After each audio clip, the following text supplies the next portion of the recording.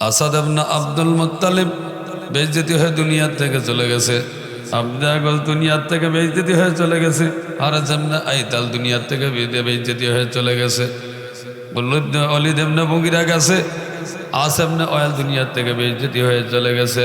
কিয়ামত পর্যন্ত যত লোক আমার আপনার নবীর শানে বিয়াদবি করবে ওরা দুনিয়ার থেকে বেইজ্জতি হয়ে যাবে, কিয়ামতের ময়দানে বেইজ্জতি হয়ে জাহান্নামে যাবে। আমার আপনার নবী মুহাম্মদ রাসূলুল্লাহ সাল্লাল্লাহু আলাইহি ওয়াসাল্লামের উম্মত হিসাবে আল্লাহ আমাকে আপনাকে কবুল করেছেন। শুধুমাত্র তাই না, দুনিয়ার মধ্যে সবচাইতে শ্রেষ্ঠ সম্পদ ইমানের মতো সম্পদ আল্লাহ পাক রব্বুল আলামিন আমাকে আপনাকে দান করেছেন। এই ইমানটা পাওয়ার কারণে আমি আপনি দুনিয়ায় দামি, আখিরাতের ময়দানে দামি, ঠিক কিনা? মুসলমান ভালো করে বুঝতে হবে, যার অন্তরের মধ্যে ইমানের পাওয়ার যত বেশি, যার অন্তরের মধ্যে আল্লাহর ভয় বেশি, ওই ব্যক্তির দাম আল্লাহর দরবারে তত বেশি। তাকায় দেখেন সাহাবী হযরত বিলাল রাদিয়াল্লাহু তাআলা আনহু ছিলেন কালো সাহাবী, কালো কুচ্ছি চেহারা, দাঁতটা গাড্ডা চেহারা, নাকটা বেটা, কপালটা চওড়া, চুলগুলো কুকড়া কুকড়া, দেখতে একেবারে সমাজে অমানবত ছিল। উমাইয়ার গোলাম হাবশার মানু কালো কুচ্ছি চেহারা। ইমানটা অর্জন করার কারণে এই বিলাল দুনিয়া দামি, আখিরাতের ময়দানে দামি, ঠিক কিনা? আরে কেমন দামির দামি, তাকায় দেখেন বিলাল কেমন দামির দামি। নবী আমার বলেন, আমি মিরাজের রজনীতে জান্নাত ভ্রমণ করতেছিলাম, কেমন যেন মনে হয় আমার সামনে কে যেন খড়ম পায়ে দিয়ে হেঁটে যায়। আল্লাহ নবী জিবরিল আমিনকে ডাকতে বলতেছেন, ভাই জিবরিল আমিন রে, কে যেন আমার সামনে দিয়ে জান্নাতে খড়ম পায়ে দিয়ে হেঁটে যায়। জিবরিল আমিন বলতেছেন, ইয়া রাসূলুল্লাহ, ইয়া হাবিবাল্লাহ, আপনার বিলাল হাটে দুনিয়ায় খড়মের আওয়াজ জান্নাতের মধ্যে শোনা যায়। নবী আমার মিরাজের রজনী থেকে ফিরে বিলালকে জিজ্ঞাসা করে, বিলাল তোমার মধ্যে এমন কি আমল আছে, এমন কি আমল আছে যেই আমলের কারণে জান্নাতের মধ্যে তোমার পায়ের আওয়াজ শুনতে পায়? বিলাল দু চোখের পানি ছেড়ে দিয়ে বলতেছেন, ইয়া রাসূলুল্লাহ, ইয়া হাবিবাল্লাহ, আমার মধ্যে তেমন কোনো আমল নাই, তবে আমি বিলাল একটা আমল করি। আমি যখনই ওযু করি সঙ্গে সঙ্গে তাহিয়াতুল ওযুর 2 রাকাত নামাজ পড়ি। যখনই ওযু করি তখনই তাহিয়াতুল ওযুর 2 রাকাত নামাজ পড়ি। নবী আমার বলেন, বিলাল হয়তো এই কারণে আল্লাহ তোমাকে এই সম্মান দান করেছি। ছিলেন কালো বিলাল, ইমানটা অর্জন করার কারণে আল্লাহ বিলালকে দুনিয়ায় দামি বানাই দিছি, আখিরাতের ময়দানে হযরত বিলালকে আল্লাহ দামি বানাই দিছি। আমি আপনি ইমানটা সহজে পাইছি, এই জন্য ইমানের আমার আপনার কাছে কোনো মূল্য নাই। সাহাবায়ে কেরাম ইমান অর্জন করতে গিয়ে কষ্ট করা লাগছে, রক্ত ঝরানো লাগছে, জিহাদের ময়দানে যুদ্ধ করতে করতে শহীদ হওয়া লাগছে। মুসলমান এই জন্য সাহাবায়ে কেরামের কাছে ইমানটা দামি ছিল। ওই যে বাড়ি ছাড়া লাগছে, ঘর ছাড়া লাগছে, মা ত্যাগ করা লাগছে, বাবা ত্যাগ করা লাগছে, অর্থ সম্পদ দুনিয়ার ভোগবিলাস সব ত্যাগ করা লাগছে। এই জন্য ইমানটা তাদের কাছে দামি ছিল। আমরা বিনা পরিশ্রমে ইমান পাইছি, এই জন্য আমার আপনার কাছে ইমানের কোনো দাম নাই। আল্লাহ নবী সাল্লাল্লাহু আলাইহি ওয়াসাল্লামের একজন সাহাবী, নাম হল হযরত আব্দুল্লাহ রাদিয়াল্লাহু তাআলা আনহু।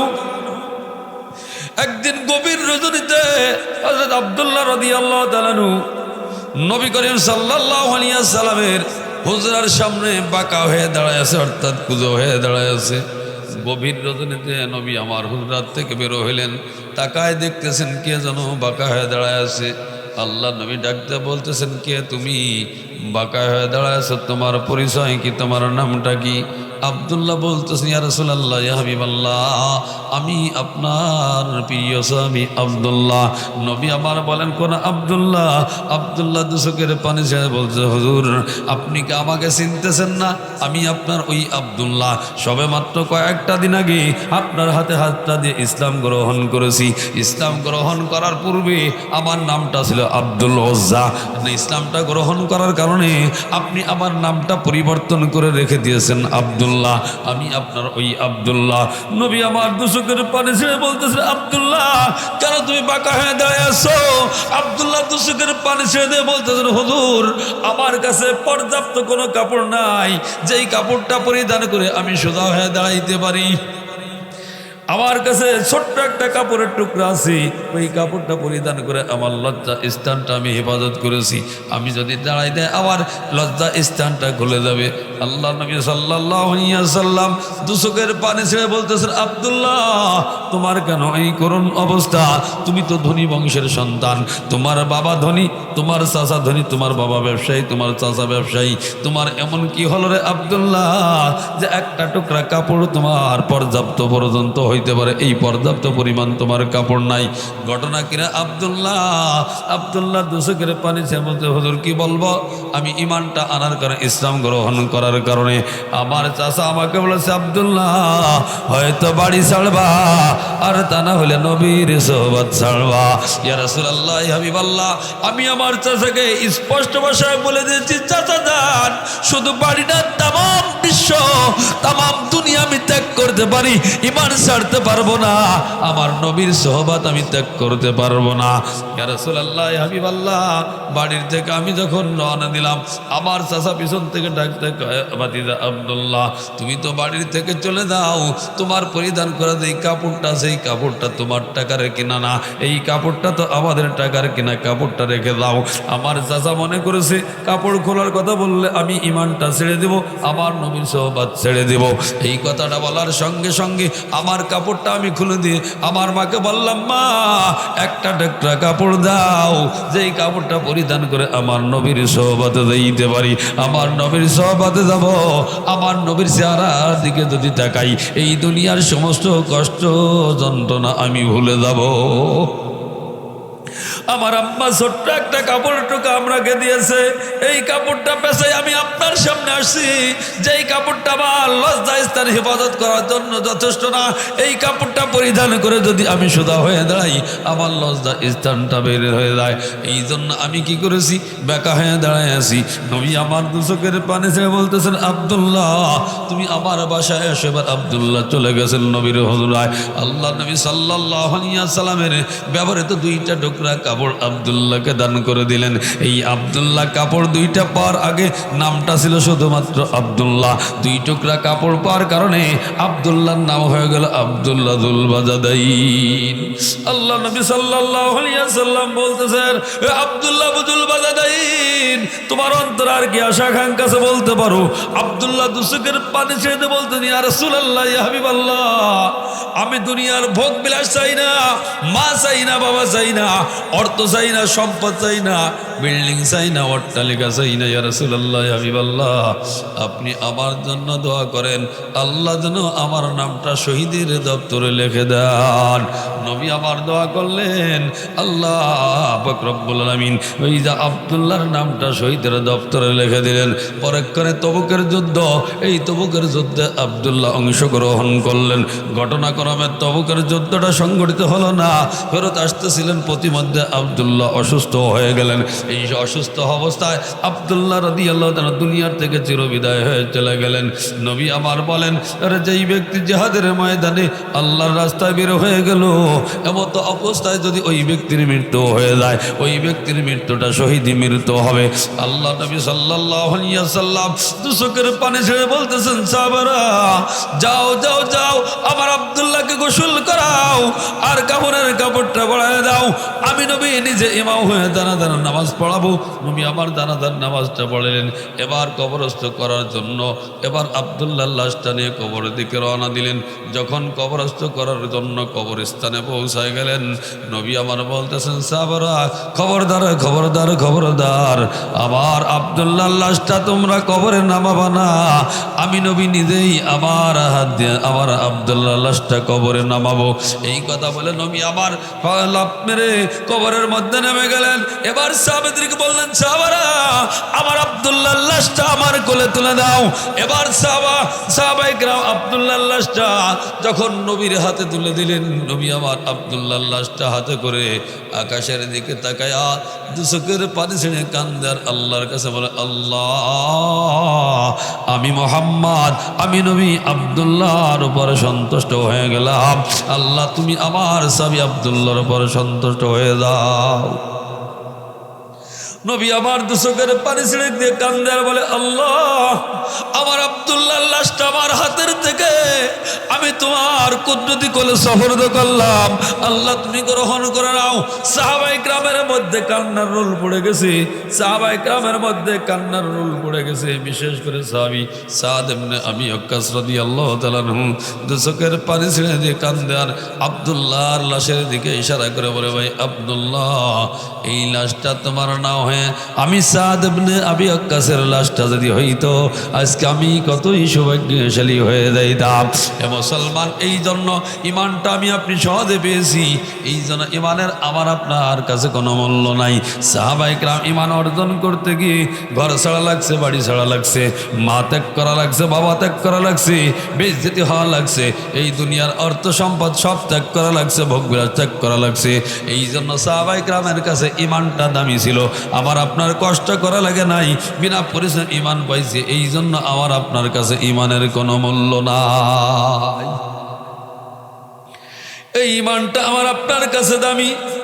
দুনিয়া ইমানের কারণে আল্লাহ আমার আপনার দামি বানাইছে, আখিরাতের ময়দানে ইমানের কারণে আল্লাহ আমাকে আপনাকে দামি বানাবেন, ঠিক কিনা? এ মুসলমান, এই ইমানটা পাওয়ার কারণে সাহাবায়ে কেরাম দামি। কেমন দামের দামি? আল্লাহ নবী সাল্লাল্লাহু আলাইহি ওয়াসাল্লাম বলেন, রায়তু কাসরান বিল জান্নাতি লাবিনাতুহা, আমি জান্নাতের মধ্যে বিশাল একটা অট্টালিকা দেখলাম, যার একটা ইট স্বর্ণের, আর একটা ইট মতির, আর একটা ইট একুত পাথরের। স্বপ্নে দেখতেছেন আল্লাহ নবী, এই স্বপ্নের ব্যাখ্যা দিতেছেন। আমি স্বপ্নে দেখলাম জান্নাতের মধ্যে বিশাল একটা বিল্ডিং, যেই বিল্ডিংয়ের একটা ইট স্বর্ণের, আর একটা ইট মতির, আর একটা ইট একুত পাথরের, যার গাঁথনিগুলো হবে মেশকা আম্বারের। আল্লাহ নবী স্বপ্নে ফেরেশতাদেরকে জিজ্ঞাসা করলেন, মান হাযা, এ ফেরেশতারা এই ঘরটা কার? ফেরেশতারা কয়, ইয়া রাসূলুল্লাহ, ইয়া হাবিবাল্লাহ, কিলা ফাতান মিন কুরাইশিন, এই ঘরটা কুরাইশ বংশের একজন যুবকের। আল্লাহ রসুল কয়, কদ জানান্তু আইন্নাহুলি, আমি চিন্তা ভাবনা করলাম আমিও তো কুরাইশ বংশের একজন যুবক, এই ঘরটা বুঝি আমার। কদ হাবাতুল ইয়াদখুলাহু, আমি চিন্তা ভাবনা করলাম এই ঘরটা বুঝি আমার, এই ঘরে আমি প্রবেশ করব। এই চিন্তা ভাবনা করে নবী আমার ওই ঘরে প্রবেশ করতে ইচ্ছা করলেন। হঠাৎ করে পিছন থেকে ফেরেশতারা ডাকতে কয়, হুজুর, ওই ঘরে প্রবেশ করিয়েন না, ওই ঘরটা আপনার না, ইন্নাহু ওমর ইবনুল খাত্তাব, ওই ঘরটা আপনার সাহাবী ওমর ইবনুল খাত্তাবীর। কোন ওমরের জন্য এই ঘর? কোন ওমর? যে ওমর রাদিয়াল্লাহু তাআলা আনহু আল্লাহ নবী সাল্লাল্লাহু আলাইহি ওয়াসাল্লামের কাল্লা কাটার জন্য রওনা দিয়েছে খোলা তরবারি হাতে। এই ওমরের জন্য জান্নাতের মধ্যে ওই ঘর। কিসের কারণে? ইমানটা অর্জন করার কারণে, আল্লাহকে মহব্বত করার কারণে, নবীকে মহব্বত করার কারণে। কোন ওমরের জন্য আল্লাহ জান্নাতের মধ্যে বিল্ডিংটা বরাদ্দ দিয়েছেন? আবু জাহেল, উতবা, সাইবা, ওলীদ ইবনে মুগীরা, মক্কার বড় বড় হুমড়া সুমড়া তারা ছিল। ওরা কি করছে? ঘোষণা দিয়েছে, কারা আব্দুল্লাহর পুত্র মুহাম্মদ কাল্লা কাটতে পারবে, আনতে পারবে, তাকে 100 লাল উট উপহার দেওয়া হবে। মক্কার সমস্ত যুবকরা স্তব্ধ হয়ে গেছে, মুখে কোনো সাড়া নাই, কোনো কথা নাই। ওমর ইবনুল খাত্তাব রাদিয়াল্লাহু দাঁড়ায় গেছে, আমি পারবো। খোলা তরবারি হাতে করে দাঁড়ায় আছে, আমি পারবো এই মহৎ কাজটা সমাধান করবে। আবু জাহেল কয়, আমিও তো চিন্তা ভাবনা করছি ওমর, এই কাজটা তোর দ্বারাই সম্ভব। আর শাদিমের মালিক আল্লাহ ডাকতে কয়, আবু জাহেলা, কাজ হবে না, কাজ হবে না, আমি আল্লাহ তোর মিশন দুনিয়ায় সফল হতে দিব না। তুই ষড়যন্ত্র করবি, উত্তম ষড়যন্ত্র মালিককে। যারা বলেন কে? ওয়া মাকারু ওয়া মাকারাল্লাহ, আল্লাহু খায়রুল মাকিরিন। আল্লাহ কয় ষড়যন্ত্র করবি, উত্তম ষড়যন্ত্র মালিক আমি আল্লাহ। হযরত ওমর রওনা দিছি খোলা তরবারি হাতে। প্রতিমধ্যে সাহাবী নাঈম ইবনে আব্দুল্লাহর সঙ্গে সাক্ষাৎ। সাহাবী নাঈম ইবনে আব্দুল্লাহ কয় ভাই ওমর কোথায় দাও? কয় আব্দুল্লাহর পুত্র মুহাম্মদ কাল্লা কাটার জন্য যাই। জোরে বলেন নাউযুবিল্লাহ। সাহাবী নাঈম ইবনে আব্দুল্লাহ গোপনে ইসলাম গ্রহণ করেছেন, এখনো প্রকাশ করেন নাই। সাহাবী নাঈম ইবনে আব্দুল্লাহ কয় ভাই ওমর আব্দুল্লাহর পুত্র মুহাম্মদ কাল্লা কাটা লাগবে না। কয় কারণ কি? কয় ভাই ওমর তুমি কি জানো না, আগে তোমার বাড়ির খবর নাও। তুমি কি ভাই জানো না গত রাত্রে তোমার বোনের ভগ্নিপতি মুহাম্মাদের কালেমা পড়ে মুসলমান হয়ে গেছে? কয় তাই নাকি? দেখেন না আমাকে সমাজ একটা কি আছে, স্বভাব আছে। ভাই যদি ভাইয়ের বিপক্ষে থাকে আর ঝামেলা যদি লেগে যায়, ওই পাড়া দেখবানি পরে আগে নিজের দ্বারা সাহায্য করে আসে। আক্রমণ নিজের দ্বারা আগে করে না। এবার ওমর কয় তাই নাকি? ঠিক আছে, আগে নিজের দ্বারা সোজা করে আসি, নিজের দ্বারা সাহায্য করে আসি।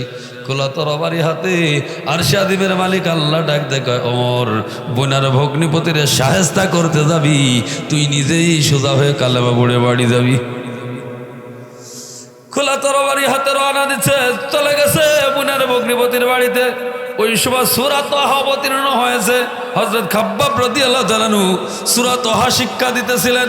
এমত অবস্থায় হযরত ওমর উপস্থিত, দরজায় গিয়ে নক করেছে, দরজাটা খুলে গেছে। হযরত খাব্বাব রাদিয়াল্লাহু তাআলা দরজার পাল্লার পাশে গোপন হয়ে দাঁড়ায় আছে। ঘরের মধ্যে ঢুকেই বলতেছেন বোনার ভগ্নিপতি কি পড়তেছিল আমাদেরকে শোনাও। বোনার ভগ্নিপতি বলতেছেন ভাইজান দুনিয়ার কোনো কাফের বেঈমান মুশরিকের অপবিত্র